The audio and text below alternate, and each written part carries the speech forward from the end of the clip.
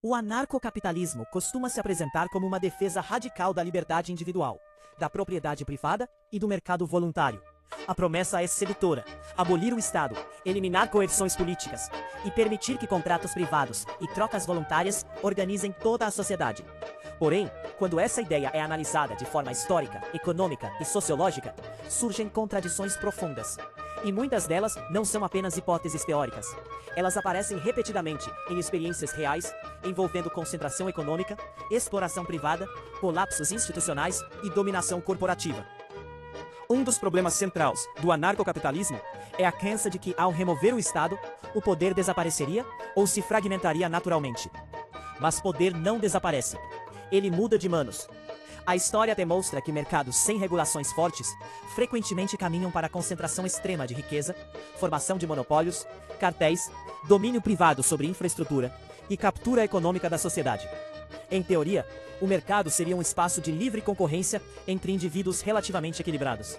Na prática, riqueza gera poder, e poder econômico tende a se transformar em poder político, social e coercitivo.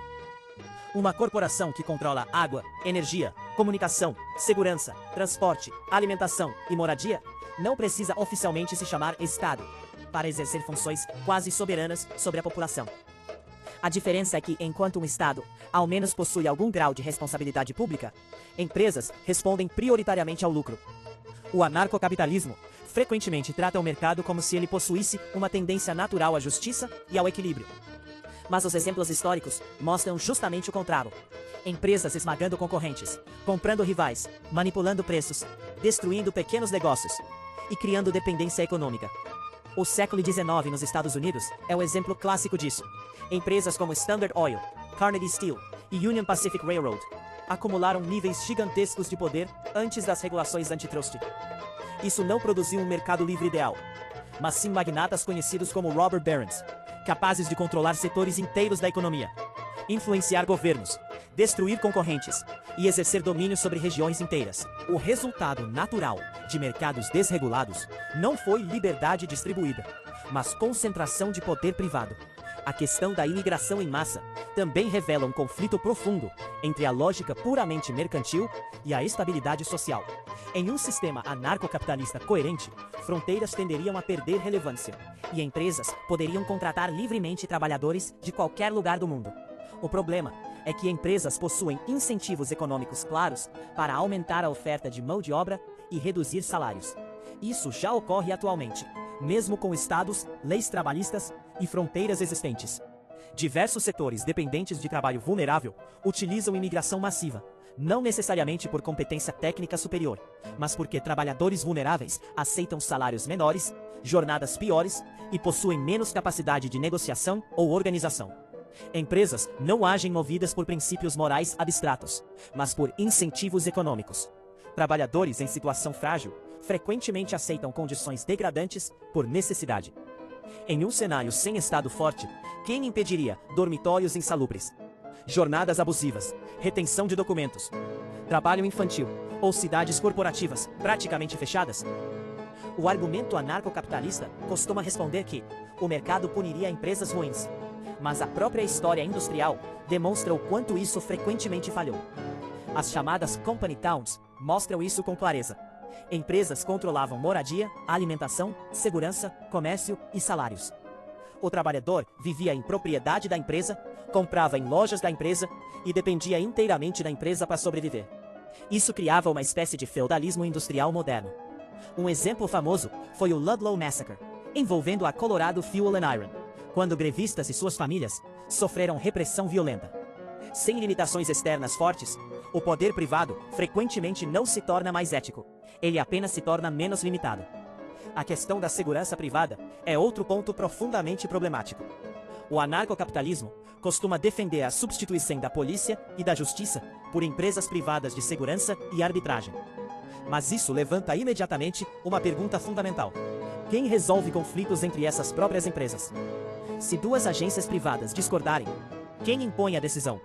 Quem impede que disputas econômicas se transformem em confrontos armados? Na prática, grupos com mais dinheiro, mais armas e maior infraestrutura tenderiam a dominar os demais. Isso cria o risco de fragmentação armada da sociedade, com o surgimento de milícias privadas, feudos corporativos e centros concorrentes de força. E isso não é mera especulação teórica. Em regiões do mundo onde o Estado enfraquece drasticamente, muitas vezes surgem cartéis, máfias, oligarquias, grupos paramilitares e poderes privados violentos. Quando desaparece um monopólio legítimo da força, frequentemente não surge liberdade equilibrada, mas competição entre poderes armados. A própria ideia de propriedade privada absoluta também gera contradições difíceis de resolver. Se toda terra, estrada, rio, floresta e espaço urbano forem privatizados, o que acontece com indivíduos sem propriedade? Onde alguém pode circular sem autorização? Existirão espaços comuns? Uma pessoa pobre poderia acabar dependendo completamente da permissão de grandes proprietários para trabalhar, morar, se locomover e até sobreviver. O anarcocapitalismo promete liberdade individual, mas pode transformar liberdade prática em algo condicionado exclusivamente ao poder econômico. Outro problema central é o das externalidades. Mercados frequentemente ignoram danos indiretos causados por atividades lucrativas. Empresas podem enriquecer enquanto espalham custos para toda a sociedade.